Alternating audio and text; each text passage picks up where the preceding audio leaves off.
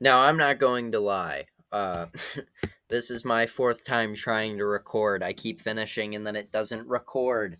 So, welcome back to Manatee Sports. This is my first ever Smackdown review going over October 3rd episode of Smackdown, and we're going to start from the beginning. I'm going to run down the entire show, so if you missed it or if you need a recap before you go into Raw, on Monday, here you go. Here's SmackDown. We're going to start at the beginning. I'm going to go through everything important, and we're going to start with Cody Rhodes coming out. Now, this is the advertised main event.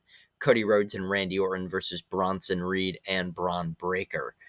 Cody Rhodes comes out first. He's quickly interrupted by Paul Heyman.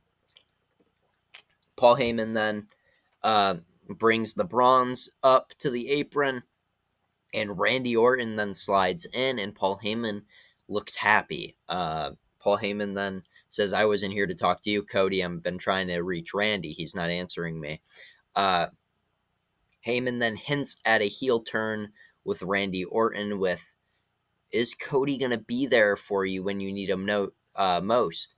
Randy looks at the belt, looks at Cody, and Paul Heyman calls it a prophecy. Not a prediction, not a spoiler, but a prophecy. Now, we're going to talk about this prophecy a lot in the coming weeks, I think.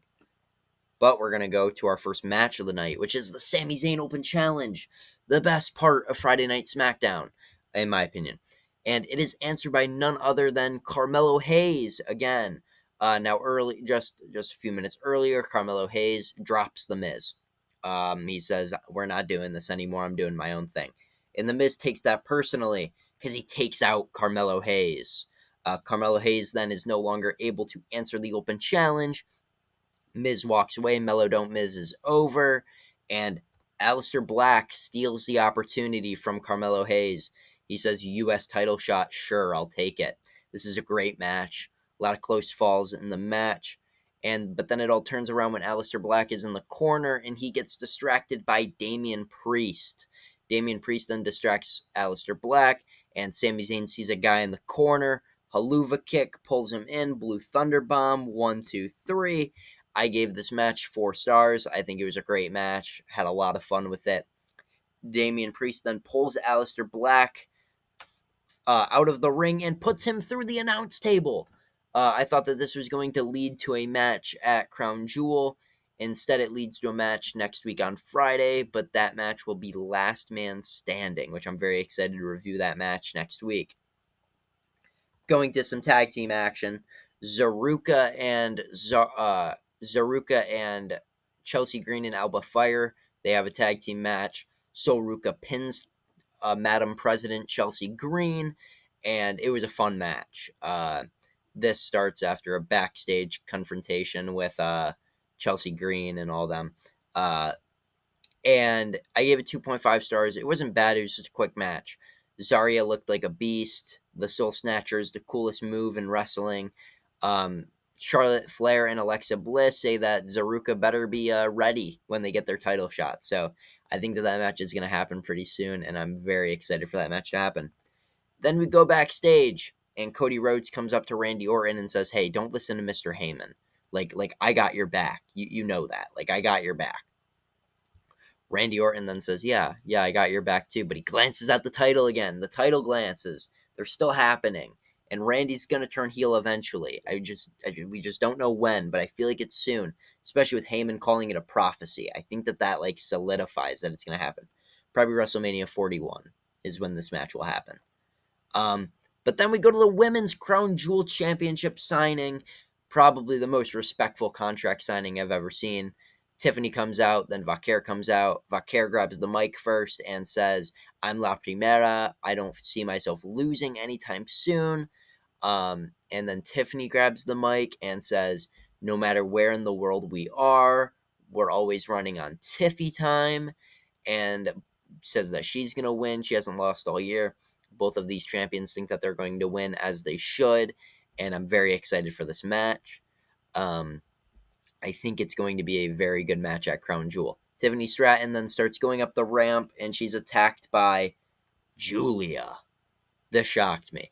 I thought it was going to be Nia Jax or Jade Cargill, but it was Julia.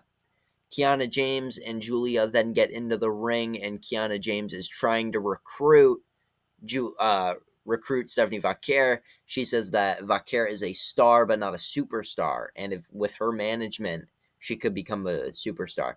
Vaquer denies it. Tiffany Stratton recovers, beats up Kiana James. Stephanie Vaquer tries to beat up Julia, tries to hit her with an SVB. Julia slips out of the ring, and this leads to a tag match next week. 3 champions in one match. I'm very excited for it. Julia versus Tiffany is a dream match, and Julia versus Vaquer is a dream match that I need again, even though it's already happened. Very excited for this. We then go to another tag team action. It was Javon Evans and Ray Phoenix versus the Garzas. All this was hinting at signing Javon Evans to SmackDown. Ray Phoenix wanted a one-on-one match with Javon Evans, but then the Garzas interrupted, leading to a tag team match. All 4 of these men are amazing. It was an amazing match. I gave it a 4-star match. It was super fun. Great lucha libre style, plus Javon Evans just being bouncy. Now we're going to go to the vignette portion of SmackDown. There, it's always there. The Profits are questioned about their brotherhood once again by the Wyatts because they have a tag team title match next week. Jacob Fatu has a little hype promo, got all of his aura back, all gas, no brakes, yada I mean.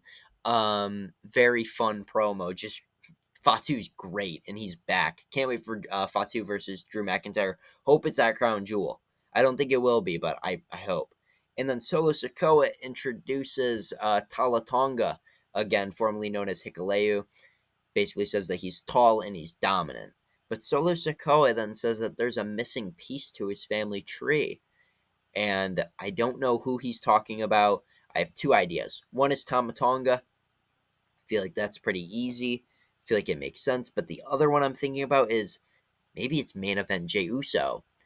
4 letters, 1 word, heel. Maybe it's no longer Yeet, and he's gonna be a heel, leading the MFT. I think that'd be pretty cool. I think Jey Uso does his best work as a heel. But let's go to the main event.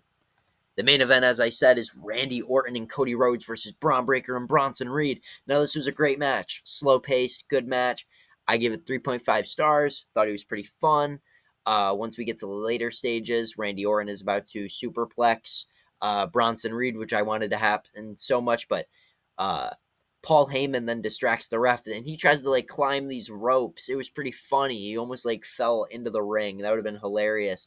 But Seth Rollins then slides in the ring and stomps Randy Orton. Bronson Reed hits a tsunami on Orton. 1, 2, 3. That's the match. The Vision beats Randy Orton and Cody Rhodes. Now, I didn't really expect the Vision to lose, but I just expected a DQ. But this was a fun finish. But Cody was nowhere to be found when Bronson Reed was doing this to Randy Orton. So kind of feeds into the prophecy a little bit. Cody Rhodes is then checking on Randy Orton, and Seth sees a vulnerable Cody. Heyman's like, no, don't go. Don't go. But Seth ignores him, runs to the ring, goes to hit Cody with a stomp. Cody moves, crossroads. And then that leads us to this finishing shot. Cody Rhodes hits Seth Rollins with a crossroads. Seth Rollins is like, oh, what happened? Heyman is holding back the bronze, saying, no, we're not doing this. And I think that this just means that Cody Rhodes... might be beating Seth Rollins, or that Seth Rollins may need the Oracle to become an advocate. And maybe they need a beast to beat Cody Rhodes at Crown Jewel. That's where I think that's heading.